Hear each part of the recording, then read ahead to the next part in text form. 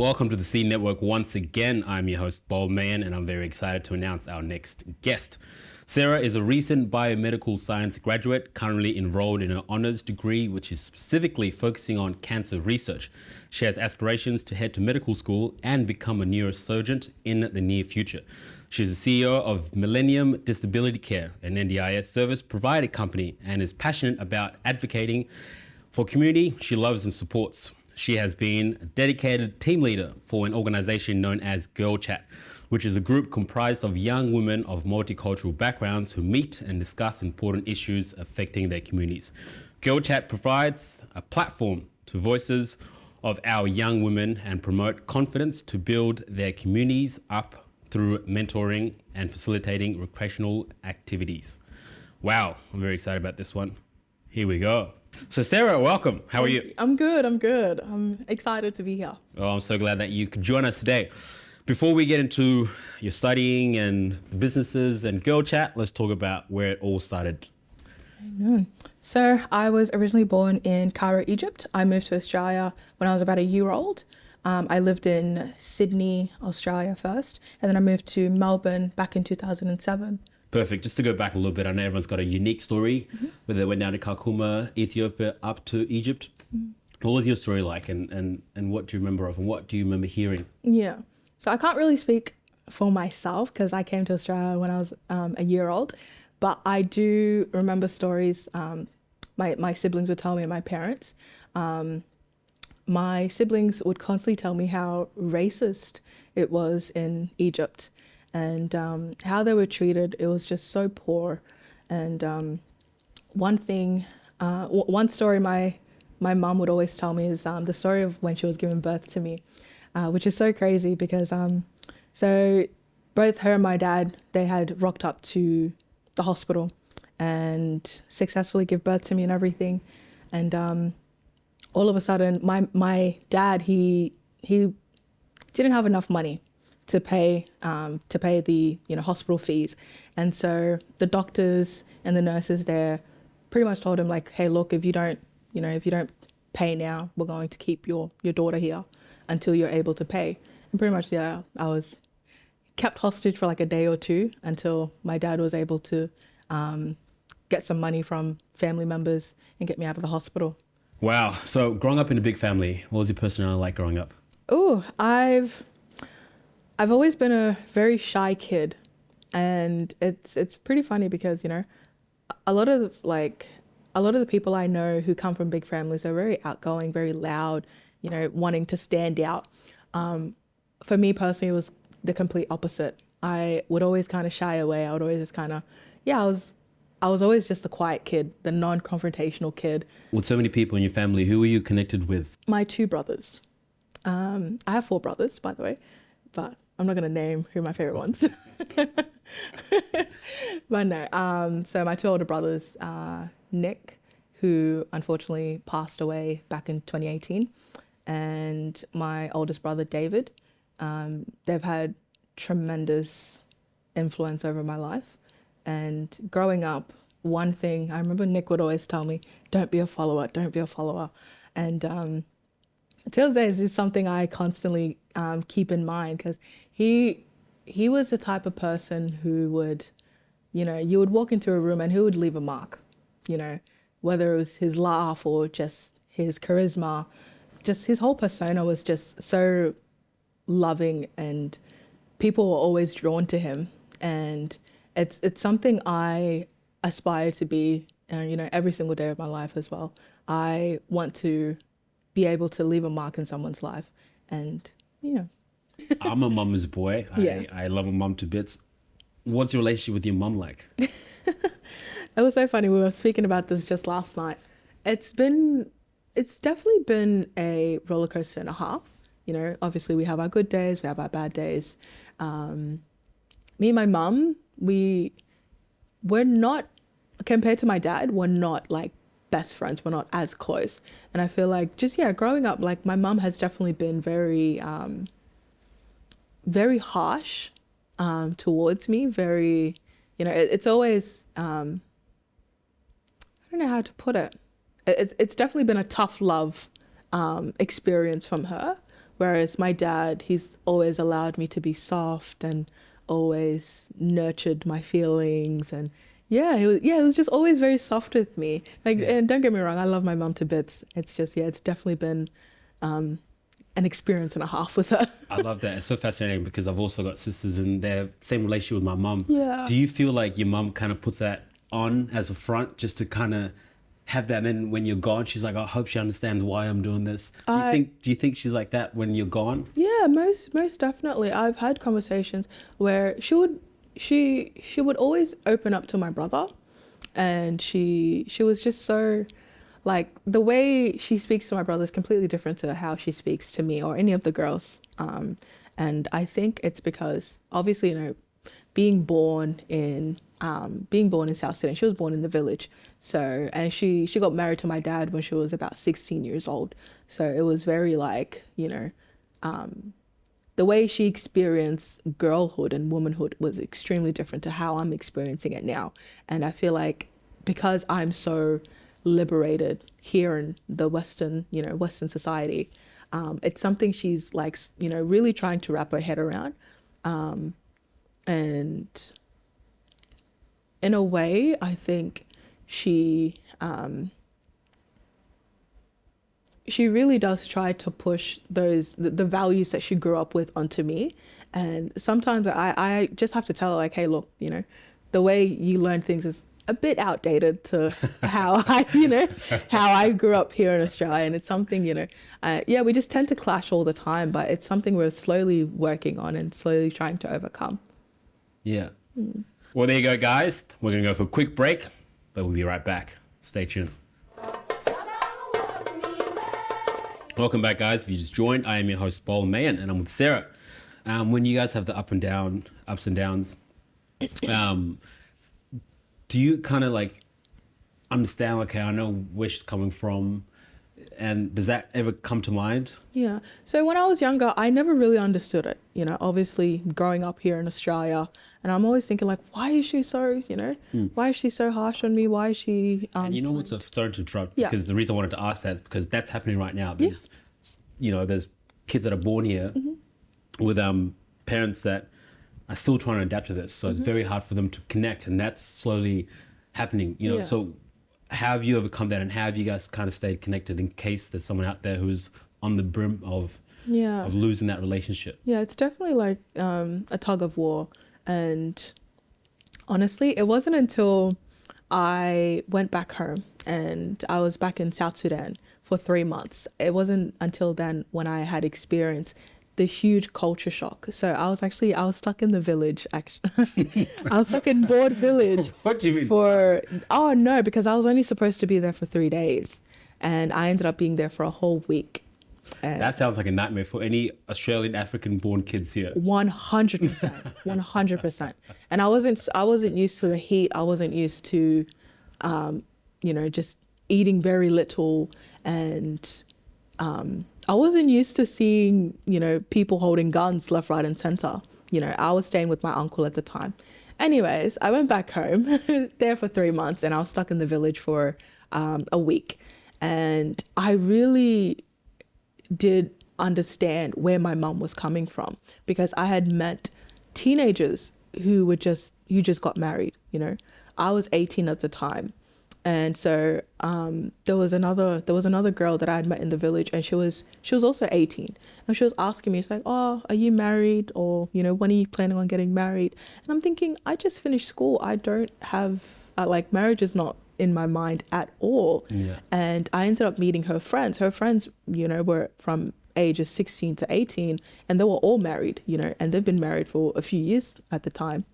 And I just kind of felt a sadness in my heart, because I'm like, okay, these girls had their entire, girlhood ripped away from them, and now they're just playing housewife and, looking after kids and looking after their husbands.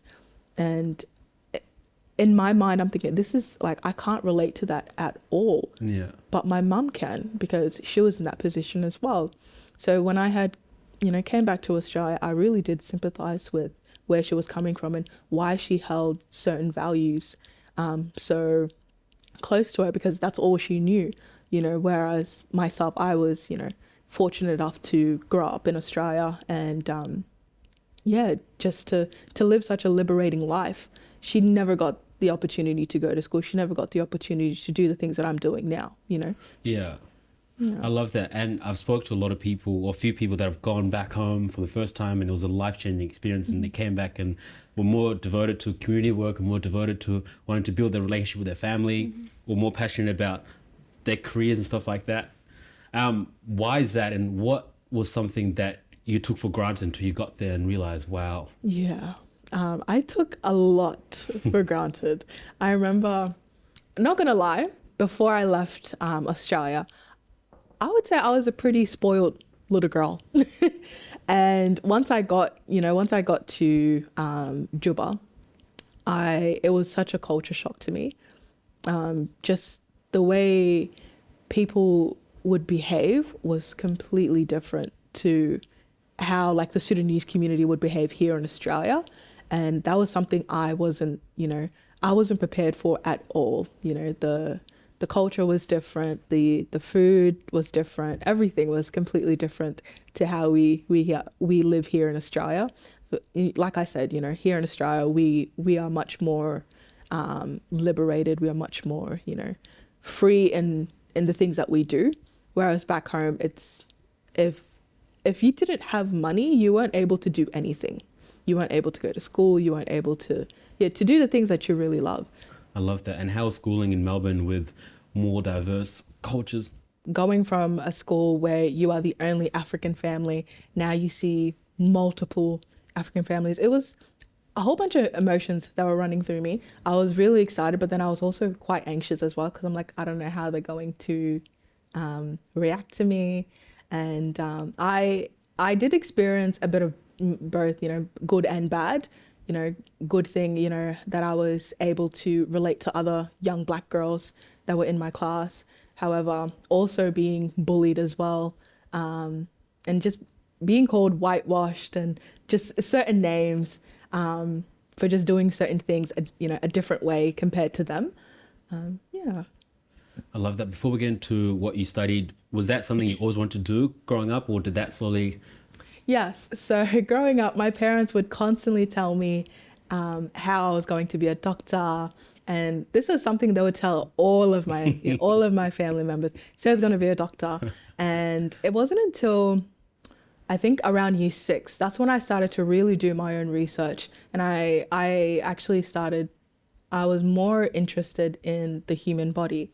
And I remember my dad, he would like buy me like books on anatomy, and I would just spend like my summertime just reading all these books.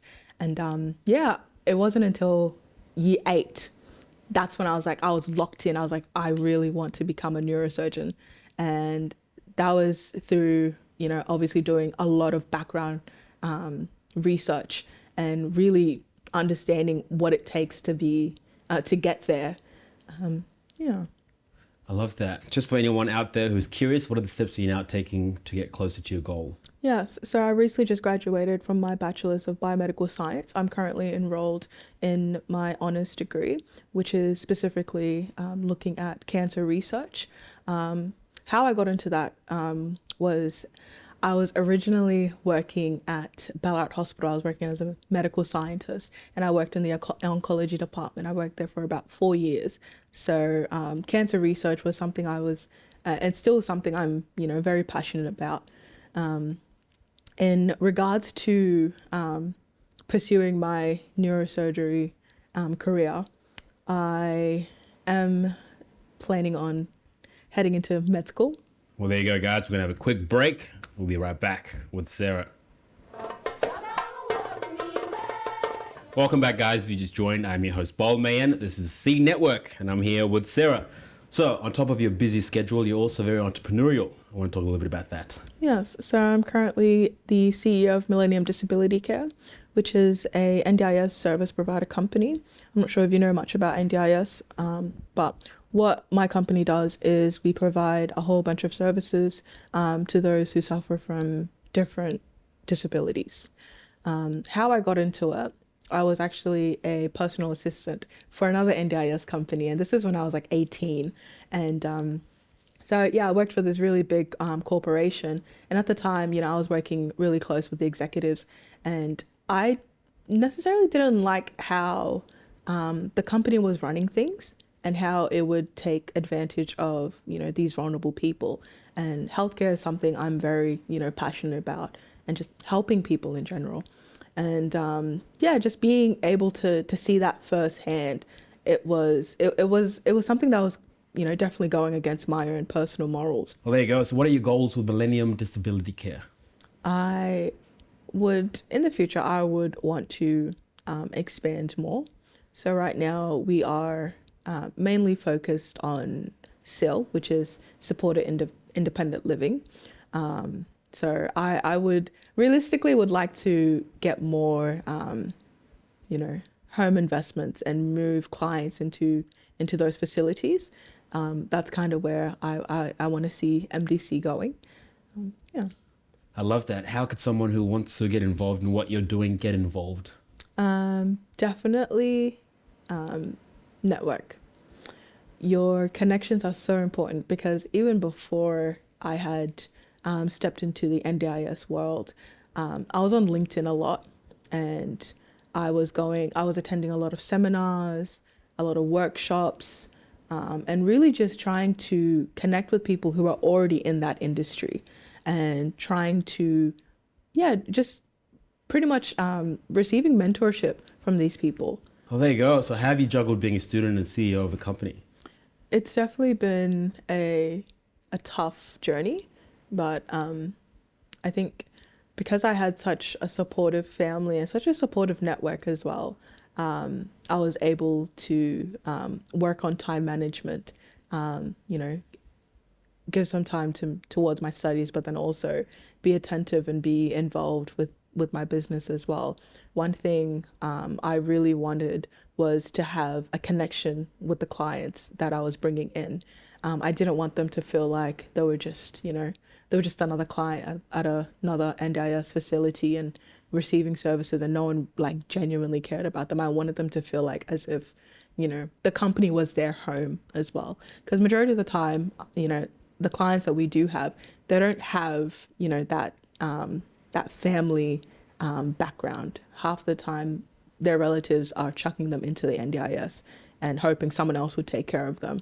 So yeah, building intimate connections was something I was definitely wanting to create. I love that. And your care for people has also led you to being a part of a group called Girls Chat. Yes. I want to talk a little bit about that as well. Yes. So Girl Chat is a Melbourne-based social group. It originated back in 2019, and myself and my friends Sobord and Abak, at the time, we were just meeting up at Melton Library on a weekly basis, and I remember just kind of sitting down and thinking to myself, like, how cool would it be having like a little girl society where young women just come together and really just speak about the issues that they're facing. Because a lot of the time, whenever like me and my friends would sit down, we would always be going through similar things, and we just kind of thought like, if we're going through this, surely other young girls are going through this. Other young girls that were within the community were definitely experiencing these things. Yeah. How can people find you guys? Yes, you can search us up on Instagram, Girl Chat Live. We're on LinkedIn and Facebook as well under Girl Chat Live. Yeah. I love that. I know it doesn't faze you because you love doing that. It's something you inherited. But what do you do to wind down? What is a chill day for you look like? A chill day for me, it's definitely, just being by myself. I really like to journal in my spare time. It's definitely a way for me to debrief and really just declutter my mind, because I do so much throughout my week. I experience so many different personalities, whether it's with patients, whether it's with my friends, my family, just so much is going on. So I tend to really enjoy just chilling and journaling. I write a bit of poetry in my spare time as well. Yeah. I love that. And before we wrap up, you seem very passionate about helping people. I know that's probably something that you're here for, but what do you think you are here to plant? Ooh, very good question. Inspiration. I think I would like to plant that seed of, inspiration, to be able, to inspire the younger generation, the younger girls who are wanting to go in a particular pathway. Because I remember, growing up, not necessarily having, a particular person to look up to who is in the, science field, who wants to get into medicine and all these different things that I enjoy. And one thing I really did struggle with was trying to find people like myself to help navigate through this journey. So yeah, I think my seed that I would like to plant is a seed of inspiration. Well, there you go, guys. That was Sarah. Very inspirational, very busy, but that was her story. So thank you guys once again for joining. I'm your host, Bold Man, and I'll see you guys next week. Peace.